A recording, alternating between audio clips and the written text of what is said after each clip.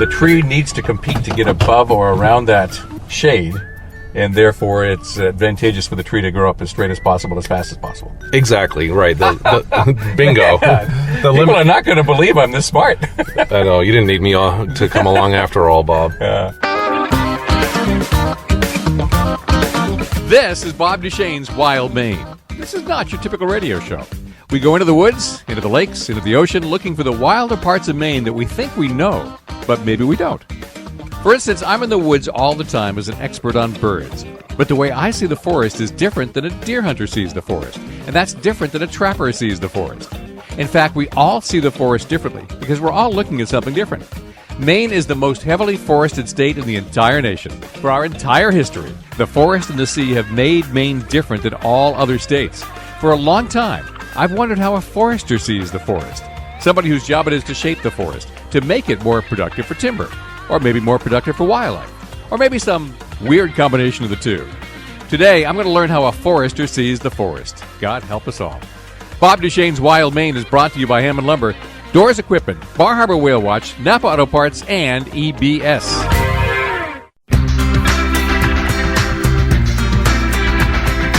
Shelterwood Solutions is a very small consulting firm. It's just me. That's David Irving, Dave Irving. He's a forester, and he's got an extensive educational background in wildlife habitat management and the experience to back it up. He is my forester today. We're going to be spending much of the show either in his truck or on an active forest management site. If everything goes according to plan, I'll have a better idea of what a forester sees when he looks at the trees. To do that, we've gone up I-95 all the way to Oakfield. Our first stop is on a ridgetop, and this ridgetop is home to some of the largest wind turbines in the state of Maine. We've parked at the base of one of them. The cleared area is only a few acres. The surrounding forest is being improved primarily for wildlife. That's exactly right. And this landowner in particular, who has 800 acres here on this property in Oakfield, he's an avid hunter and outdoorsman, and his objective is to manage equally for habitat, particularly grouse and woodcock habitat, but also for forest health. And forest health also means quality of the timber resource. It's not always cleaning out the sickest, but it's also promoting better trees that might grow into saw logs or that are saw logs and to grow them larger. When you look at a forest and say, oh, that's unhealthy, what is it you're seeing? Well, what I'm seeing, and again, I'll validate this as it all depends on the landowner's objective, because if we're talking about an ecologist, dead trees that are falling down or partially dead trees may be a healthy forest to them in their view, because the forest is naturally turning over. But as typically most of my clients and myself will look at a forest that has partially dead trees, dead tops, dead crowns, as we call them. Those are trees that's a forest that's unhealthy. So I'm a wildlife guy. When I look at an old forest, one that is really falling down with a lot of dead trees, I'm seeing a lot of habitat for woodpeckers. I'm seeing a lot of habitat for pine marten. I'm seeing forest birds that are on the forest floor taking advantage of the abundant food source that may be there. So I would see an old-growth forest that's falling down as different than somebody who's managing it for harvest would see it. That's exactly right. But you're looking at it, say, if you were the owner of that woodlot and that was your objective, then that's in your mind, in your view, that's a healthy forest. Not all woodlot owners would look at that in that same manner. They would look at those trees that are falling down as loss of potential stumpage revenue, loss of value that could help assist them with perhaps paying their ownership expenses. Right. And for a lot of people, maybe their retirement income. That's exactly correct. Okay. So obviously this always comes down to, and whoever is a forester on any project is trying to achieve the management objectives of the landowner. That's right. And that could change wildly from landowner to landowner. Yes, it can. It certainly can change. I'm not sure wildly is a mildly. It can change mildly. It will change from landowner to landowner, and then also the forest changes as well from landowner to landowner. So the trees we're looking at right now. First, we're on a hilltop of 800 acres in Oakfield. And this is actually a site where there are windmills, so there's one towering right over us right now, and whoops, it just stopped spinning. Not that much wind, but they're really moving this morning. So we're up on this, and I'm looking at these trees, and I'm seeing quite a bit of diversity. I'm seeing a lot of beech, seeing a lot of balsam fir, some birch, some maple, not a lot of oak. And I'm not even that good at telling trees apart. So what are you seeing? Yeah, I'll actually compliment you on your species identification. Very good job. So yes, there is a lot of diversity. There's diversity within the stand that we're looking at because there is balsam fir, red spruce, sugar maple, red maple, beech. But then we're also looking at a lot of larger scale diversity. We call it landscape diversity because we're looking at this mixed wood stand in front of us, but then behind us we have a conifer dominated stand that's mostly balsam fir. You can tell by the pointier tops. Yeah. So for instance, those really pointy ones are balsam firs. That one's more rounded. And that's a red spruce. That's a red spruce, yeah. That's right. But then as we're looking across this clearing here, there's a 100% hardwoods, and not just hardwoods, northern hardwoods, dominated by sugar maple with a yellow birch, beech, and white ash component. I think there even might be some aspen there. So just within our view shed here, a clearing of about 3 acres or so, where we can see a lot of diversity within the stand that we're looking at directly in front of us, but then a lot of diversity within the entire woodlot. So when we talk about diversity in a woodlot, we're really talking two things: the variety of the tree species and the variety of ages of these trees. In a naturally occurring forest untouched by human hands, large trees such as maple, oak, hemlock, pine, yellow birch would eventually come to dominate and shade out the competition. But there would also be fire and beaver flooding, opening up sunlight.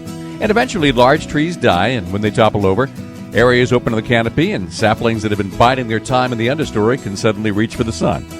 Different soils and moisture conditions help determine which trees will be able to outcompete others, so a natural forest would have plenty of species and age diversity. But like you might do with any farm crop, a little intervention can speed things up, or favor certain trees and conditions depending on the landowner's objectives.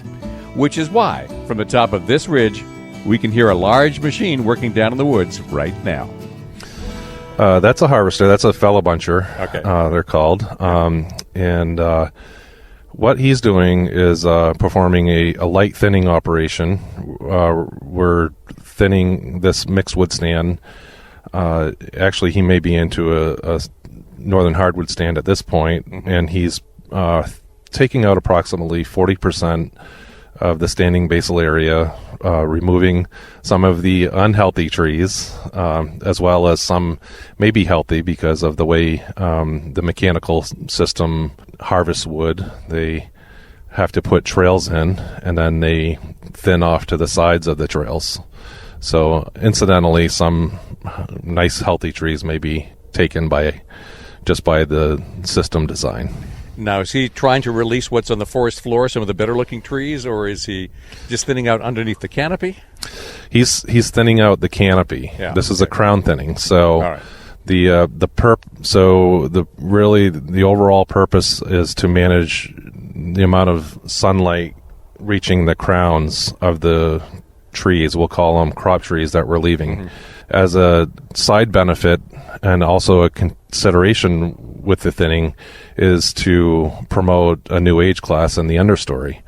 And that's an important consideration here because of the amount of diseased beech. So he'd be taking out diseased beech and leaving healthy looking ones, or what? That's correct. Yes. Okay. Yeah, he'll be taking out most of the unhealthy looking beech, but also large overmature aspen, balsam fir as well, and white birch. Those are our species of priority for removal. You want to preserve the commercially valuable trees. Right. Which ones aren't commercially valuable that you want to take out? They're all commercially valuable.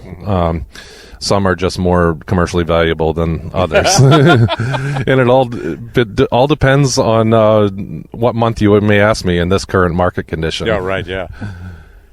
And there is a lot of truth to that because 2 months ago, selling balsam fir tree for studwood was more desirable than it is today. And selling aspen is much more desirable today than it was 2 months ago. So things are changing quite rapidly, in your words, wildly, in the industry at the moment. This portion of Bob Duchesne's Wild Maine is taking place in a ridge in Oakfield. I'm trying to learn how to look at a forest the way a forester does. What do they see that I don't? Dave Irving is a consulting forester. He drew up the management plan for this 800-acre woodlot, but his plan has to be carried out by a logger, and a job site forester has to interpret it, so they better be all on the same page. I think I'll find out. That's next. This is Sports Radio 92.9, The Ticket. Welcome back to Bob Duchesne's Wild Maine on Sports Radio 92.9, The Ticket. We're in Oakfield in southern Aroostook County. Dave Irving is a consulting forester for his company Shelterwood Solutions. He's teaching me to look at a forest the way a forester does. When I look at a forest, I'm looking for where the wildlife might be. I notice the trees, but I don't notice the health of the stand or the commercial value of the timber. I can read the woods for habitat, but not for other values. I can't see the forest for the trees. So Dave's brought me up here for a closer look at what I'm missing. This is an 800-acre woodlot that's being managed for both commercially valuable trees and wildlife habitat. Dave wrote the forestry plan, and he drops in a check on it regularly, but the logging is being done by a contractor, and everybody needs to be on the same page.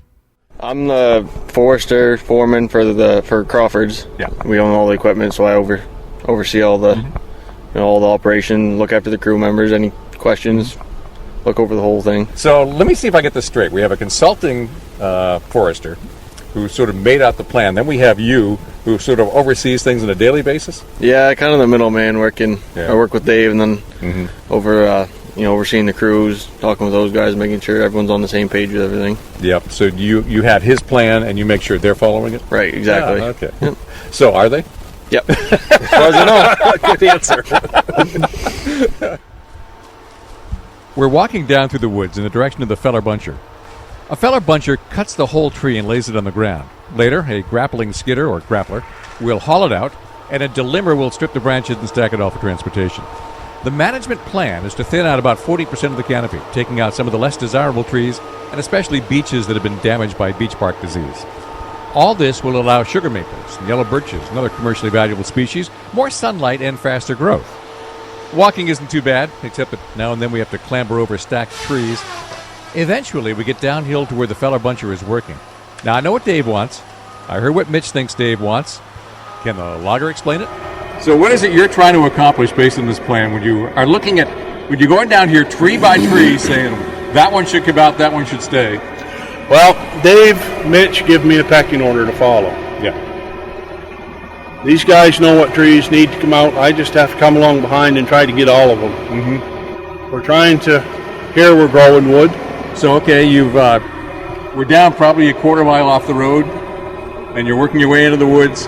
Why would that tree there stay, and these trees go down? Well, these ones over here, that's a good future maple log. It's not diseased too bad, whatever. The beech, of course, that's got to go. Mm-hmm. That's all diseased. This maple is real low on my pecking order, so I'm going to try as hard as I can to save that one, protect it, Yeah. not scar it up. So as Dave was explaining to me, the goal is to maybe remove about 40% of the basal area in here. Yep. So how do you estimate when you've hit 40% versus 30 or 50? That's a good one. Is it just close enough? I try to look at what I have in this little clump of trees to work with. Mm-hmm. I know what Dave wants, so from my experience, I'm going to try to pick out the ones that he's got to have go, and then if there's something that's questionable, I usually talk with the forester. Yeah. Mm-hmm. And get it straightened out. And I think the big thing right here is we can't be in a big hurry. Yeah. A lot of decisions to be made. So how often does it happen with a different forester or a different landowner, for instance, who comes in later on and says, oh, you're doing it all wrong? We've been known to change our mind before. You just go with the flow. Yeah. Mm-hmm. Just work with them. Now, obviously, you're being very selective. You're going at a deliberate pace. By the end of one day of harvesting in here, how many trees are going to be on the ground? I would say a rough estimate, 900 to 1,000 trees. And this is all various sizes. Yeah. So, And then somebody else has to skid them out. yep, So you get to spend your entire life in the woods. Is this the best life ever? it is for me. Yeah. I've been in the woods 40 years. I love it. I really wouldn't want to do anything else. One of the things I know the whole logging industry is worried about is young people coming along to take over after you've retired. You ever worry about that? You kind of wonder sometimes. Young kids they'll come up to you and, gee, could you get me a job working in the woods for the company you work for? And when you explain to them what we have to go through, they really don't want to go to work in the woods. Yeah. I'm usually up by 2 o'clock in the morning. I leave my house by 3. I get home between 5 and 6 o'clock at night. If we go home, if we're not staying away. Yeah. So I think you really have to really like what you're doing and dedicate yourself to your profession.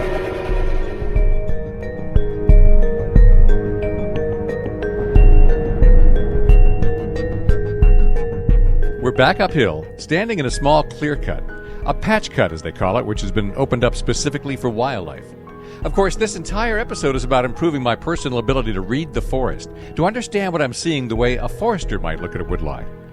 Well, let's see if I learned anything. So while we were down there with Phil, next to the feller buncher, I was seeing a pretty dry south-facing forest. I didn't see any trees that were much more than 50, 60, maybe 70 at most years old. You hit it right on the money. Okay. Nice work. So how does that affect what your plan would be for that patch? How that affects it is that we had a very nice stocking of sugar maple and yellow birch trees that hadn't quite met saw log size. So there was quite a bit to work with. And as Phil referred to, he had quite a bit there to choose from. He was able to weed out the non-desirable trees like the beech and some of the white birch, the fir, and the aspen, and was then able to retain all or most of the sugar maple and yellow birch. So open up the crown just enough to get some more sunlight on the most desirable species in there. That's right.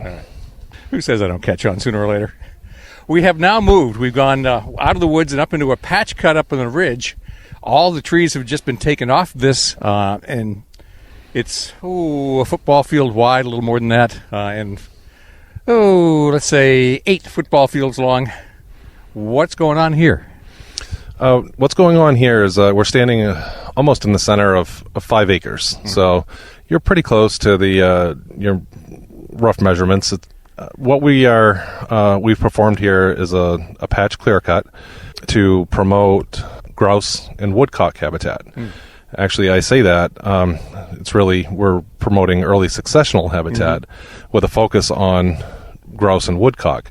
But many, many other species will utilize this cut as well, such as moose for browsing, deer for browsing. This is going to produce some berries at some point. That's right. Yeah. Yes. So multiple species will utilize this. And as we talked about before, this really is a landowner's objectives, and he's a hunter, and he does want to promote grouse and woodcock. And so you would do, as part of your management plan, a patch cut like this to create early successional or open-edge habitat. Yeah, that's correct. Actually, we, as part of the overall management plan, this is the first of 3 separate 5-acre patches that will be, over the next 2 years, we'll be installing 2 more 5-acre patch cuts with the overall objective of creating more diversity on the landscape. We mentioned stand scale diversity, but we're also trying to achieve horizontal and vertical scale diversity by creating these little patches of young forest to go along with much acreage of older forest. Yeah, and 200 years ago, fire would have done this for us.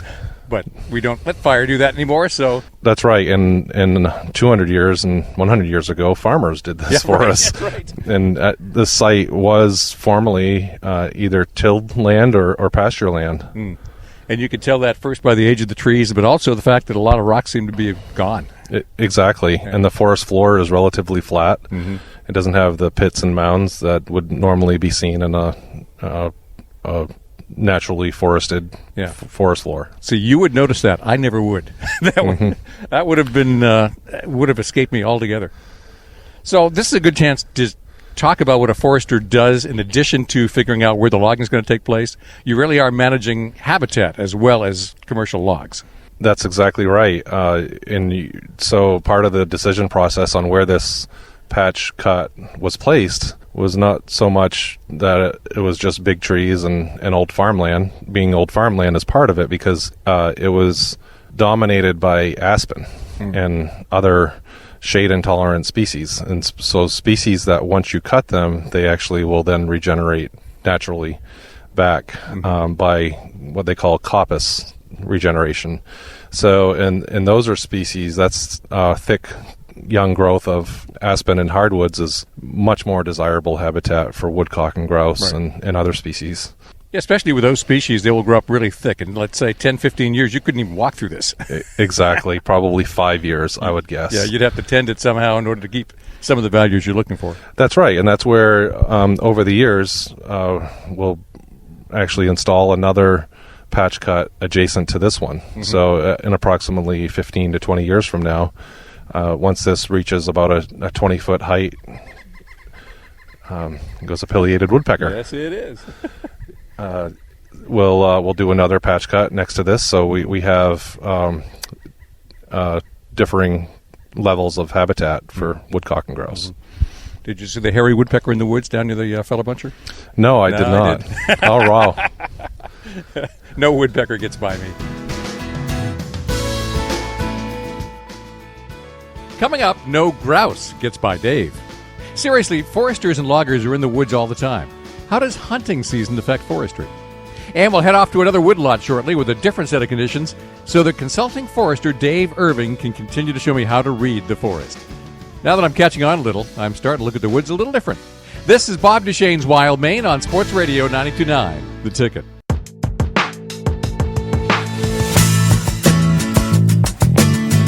This is Bob Duchesne's Wild Maine. Saturday mornings at 9, Sunday mornings at 8 on Sports Radio 92.9, The Ticket. If you're just joining us, I'm way up in Oakfield with Dave Irving. He's a consulting forester, and he's teaching me how to look at the forest the way a forester does. Up until now, I've always sort of looked at the forest from the point of view of somebody interested in birds, game animals, and other wildlife, and not as a crop that can be managed and improved. So far in the show, we've looked at this 800-acre stand-up here in the ridgetop, and we've discussed the plan to open up about 40% of the canopy by removing diseased beech trees and other less desirable trees so that the sugar maples and yellow birches can benefit from more sun. We've also been to a patch cut near the top of the ridge that has been completely cleared to provide habitat for woodcock, grouse, moose, and deer. So now that thousands of trees have been harvested, where are they going?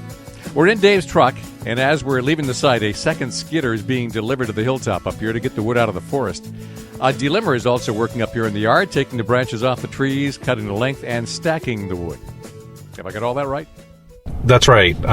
So the fellow buncher cut through this last week. It's a 15-acre patch of light thinning, crown thinning that we've discussed, and the fellow buncher lays down bunches, and this grapple skidder then goes in and pulls them out to the roadside delimber, lima, as everybody else calls it. Yeah. So then after the limbs come off, and then the tree is topped at a 4-inch top diameter, because that's what the mills like. Some mills require a larger top diameter, but typically it's 4 inches, and so the tops and all the debris is piled up, and it's just being piled like a bunch of brush, and they'll chip that and take it to a biomass electric generation facility. Yeah, like where?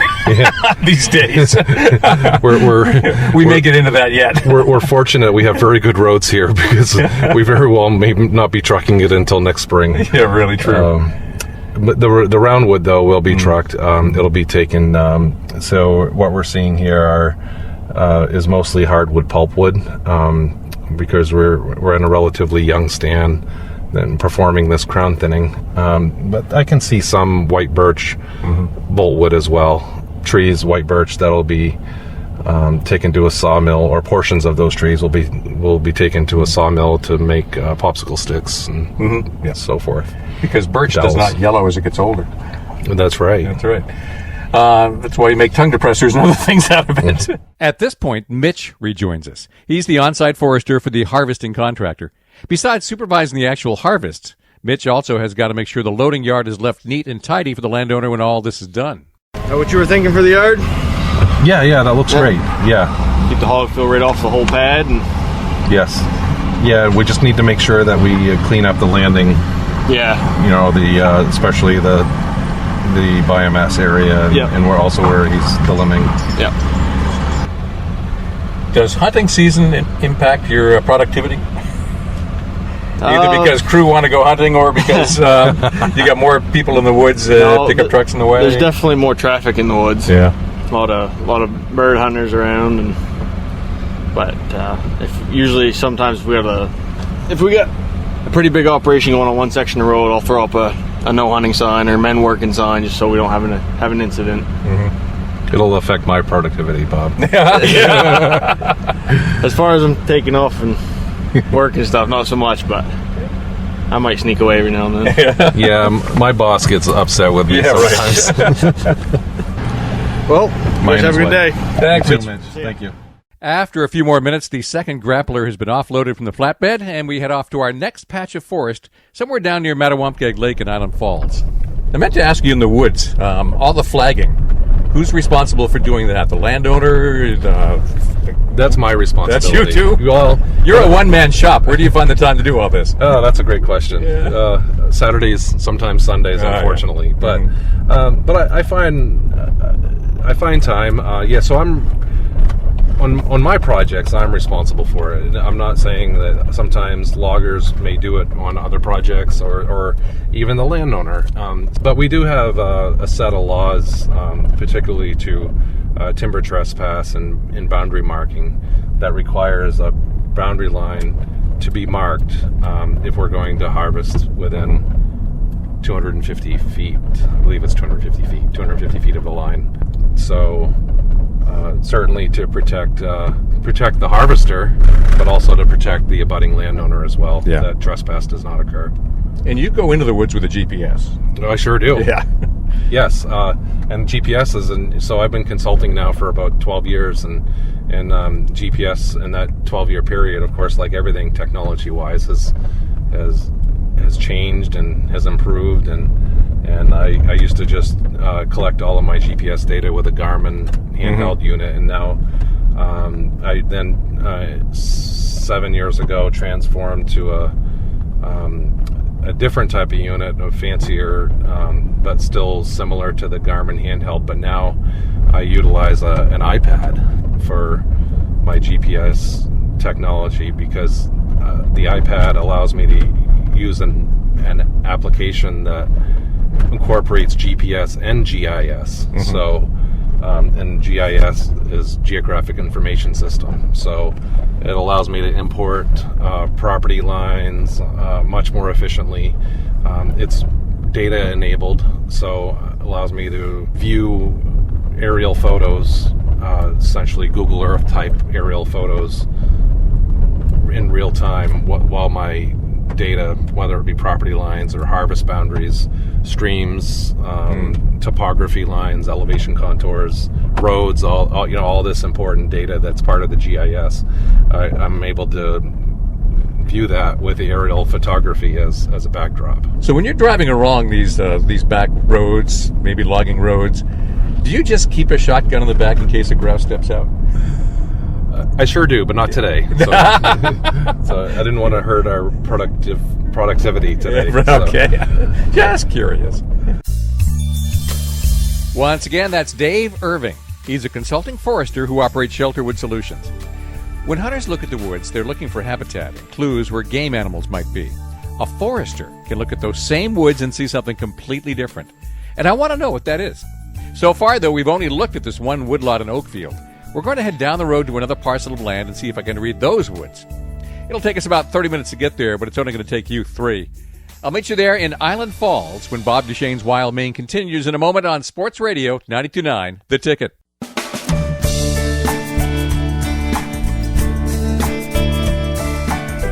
This is Bob Duchesne's Wild Maine on Sports Radio 92.9 The Ticket. How you look at the world often depends on what you're looking for. Today, we're looking at trees. Maine is the most heavily forested state in the nation. Most of us this time of year are looking at the colors. Before long, many of us will be looking for deer. Some are currently already looking for upland game birds, especially grouse. We can look at the same set of trees and see something completely different.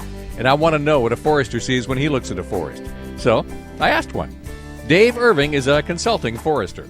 Okay, so now we're in a town just to the south of Oakfield. We're in the town of Island Falls in southern Aroostook County, and on what's called the Dow Farm Road.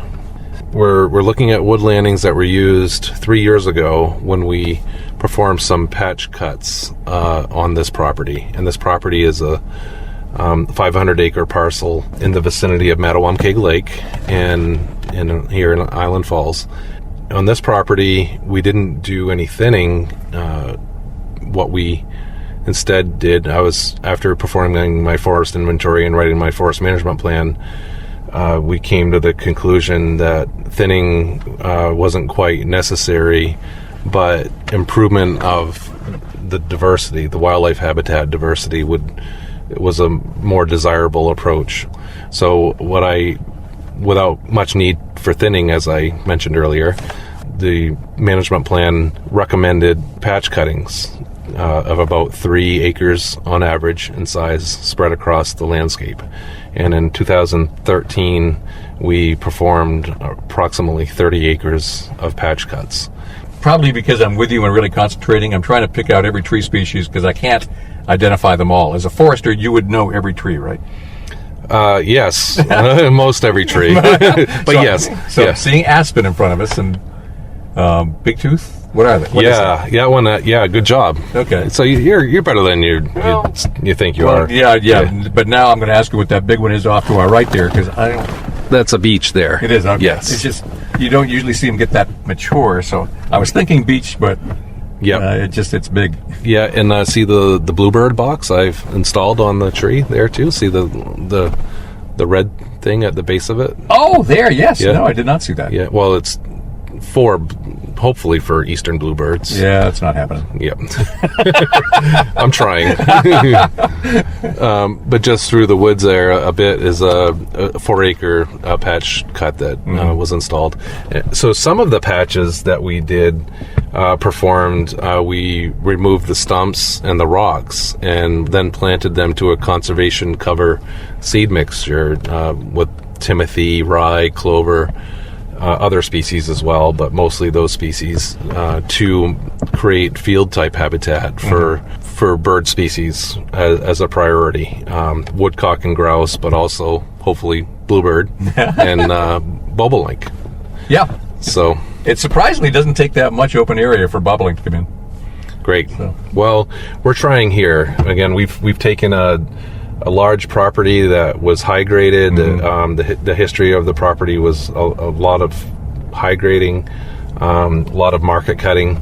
Left us with a pole size, very undiverse forest, and we've created these little patch cuts, these openings that provide habitat to birds, mammals alike.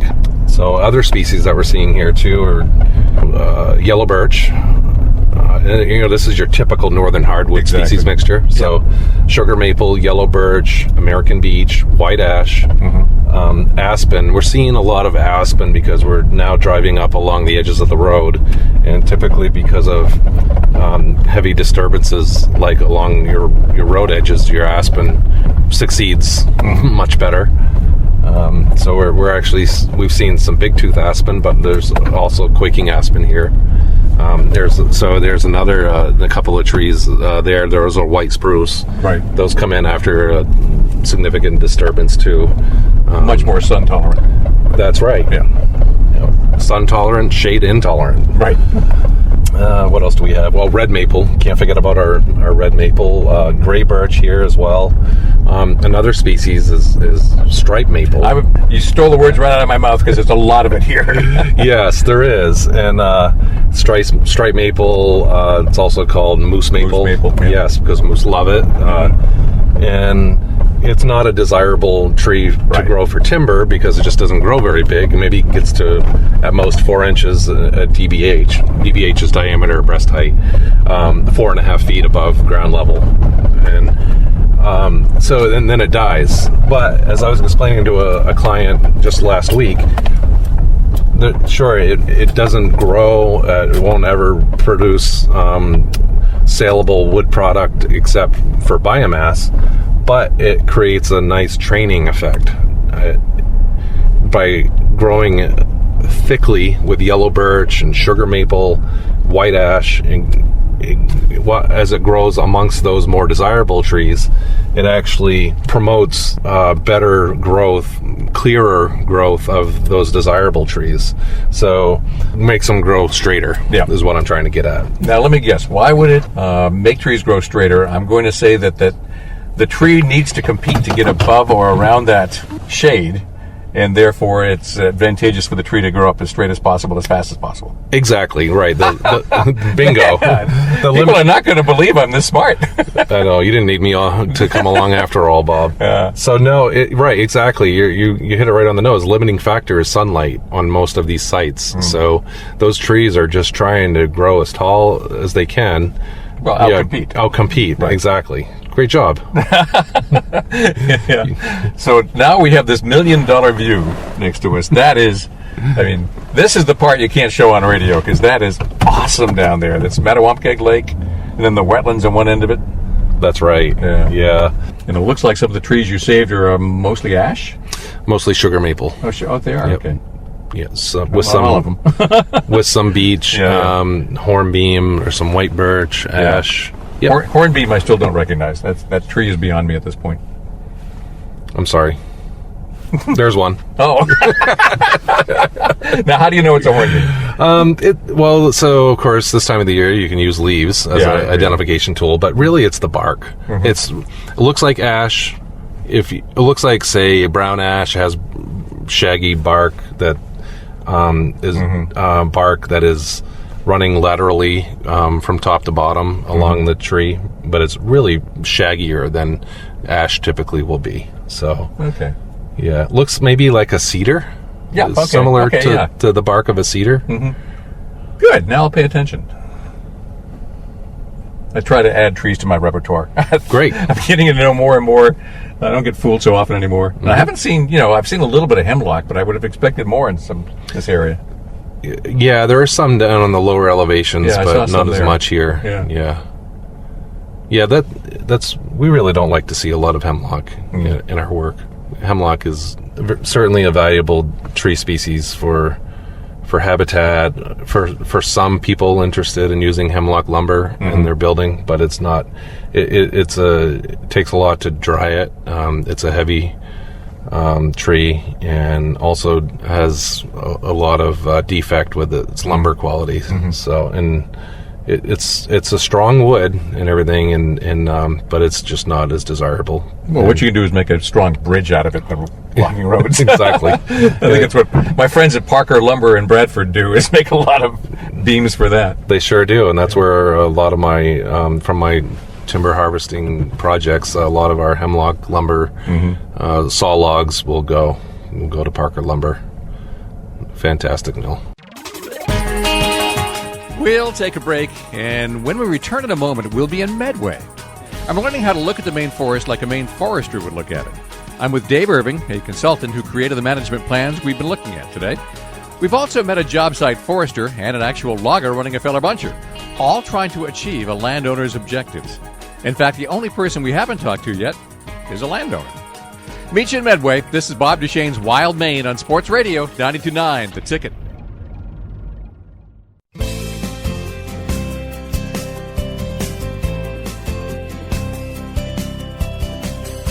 This is Bob Duchesne's Wild Maine on Sports Radio 92.9 The Ticket.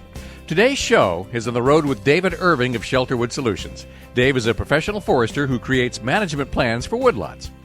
I'm trying to see the Maine forest through the eyes of a forester. We're now in the driveway of John Harrington. John has a 100-acre woodlot in Medway that has been in the family for a very long time.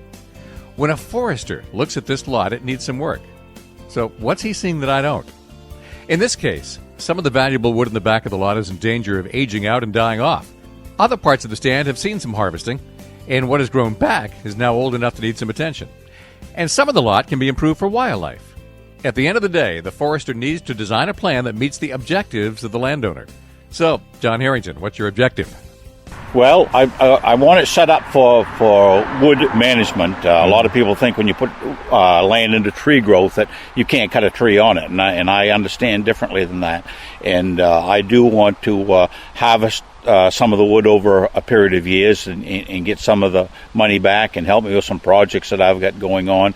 But I also, with his assistance, with the plan that we came up with, is to manage it for wildlife also. Mm-hmm. And by wildlife, I mean all forms of wildlife, from little salamanders right up to bear and moose. So, yeah, I suppose, but sometimes those two things can conflict. What you want to do to a forest plot in order to get commercial species may not be the best thing for wildlife. How do you make those decisions? Well, I think it's big enough so that you can segment it. You can do part of your harvesting, and you can leave another part alone for wildlife, and you can put in some food plots, and you can leave standing dead trees that's good habitat for some of that wildlife. Yeah, and for the wood that you want to harvest out of there, is that going to be high grade for commercial purposes or firewood, or what are you looking at? It would be high grade for commercial purposes as well as for my own personal firewood. Yeah. Okay. Yeah. Mm-hmm. Do you have any kind of long-term horizon for what you see doing with this? Is this a plan for 10, 20, 30 years? This is a plan for 20, 30 years out. Yeah. Mm-hmm. It is. I don't expect that I will be at it that long. Well, I'm glad you said that because I was thinking that. The age I've acquired now.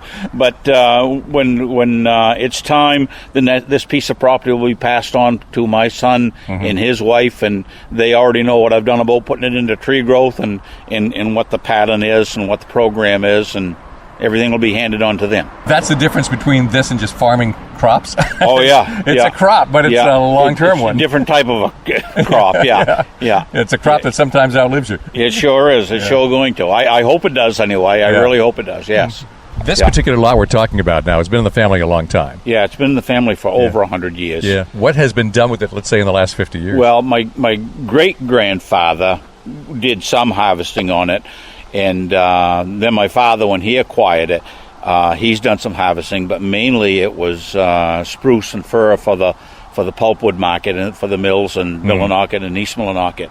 And of course, I don't have those to cut for anymore, so I'm going to have to market it elsewhere. But Dad never really looked at the hardwood logs, and as we have found out on the back end of that lot, there's some big hardwood logs that probably some of them have even gone beyond maturity and are decaying and going the other way. So I need to get that stuff harvested and cleaned out and allow for regeneration and the good stuff allow it to grow even more. Certainly, if somebody owns a 100-acre wood lot and they've been taking firewood and some wood out over the years, even some pulpwood, that doesn't necessarily mean they're following a forestry plan of any kind. It just means they happen to cross the trees they want and they take them out. That's right, exactly. So, and Dad never had a forestry management plan. So now you do. I do, yeah. So that's why Dave is here to help figuring out how to best manage this to get the most productivity in wildlife. Exactly. Dave's a big help to my wife and I, and we're going to be calling on him more to help us harvest that and get out the product that needs to come out of there to allow the regeneration and the expansion of the good wood that is there but isn't quite big enough yet. Mm-hmm. So that would be things like sugar maple. Yes, yellow birch. Yeah, some pretty good spruce logs in there if we can get them and market them. Yes, Yeah, pine logs as well. Pine logs, yes. Some big pine that are ready to go right now that we should get out of there this winter if at all possible. Yeah. Once again, that's John Harrington, a landowner in Medway, along with Dave Irving, the forester who's teaching me how to read the woods. Now, obviously, forestry is a lot of different things. You're managing the actual trees, but you've got to understand the growing conditions, the species mix, the age variation, and even the history of a woodlot. So when I squint hard at a forest from now on, I'm going to see if I can recognize most of the actual species present, note the height of the trees, and also whether it's so dense that good wood is getting choked out from the sunlight. I'll pay more attention to cover for game birds and forage for game animals. I'll be looking for the openings in the forest, either natural or created. In fact, I'll put it all into practice when I meet you back here again next week. Just west of Lincoln, there's a place called Carpenter Ridge. At one time, it was going to be the sludge dump for Lincoln Pulp and Paper. Then, ownership passed to the state as a possible landfill for the future. But Dave Irving has created a management plan for the state that will actually enhance these acres for wildlife and recreation. We'll go take a look for ourselves next week. Plus, as we hinted on today's show, there's a crisis in the logging industry right now. We're creating a lot of biomass during these harvesting operations, but we're running out of places to actually take it. It's threatening many jobs and will likely put some companies out of business. We'll investigate next week. Bob Duchesne's Wild Maine is brought to you by Hammond Lumber, Doors Equipment, Bar Harbor Whale Watch, Napa Auto Parts, and EBS. Bob Duchesne's Wild Maine returns next Saturday morning at 9 and Sunday morning at 8. And remember, all shows are archived at 929theticket.com, so you can re-listen or share any show online. This is Sports Radio 92.9 The Ticket.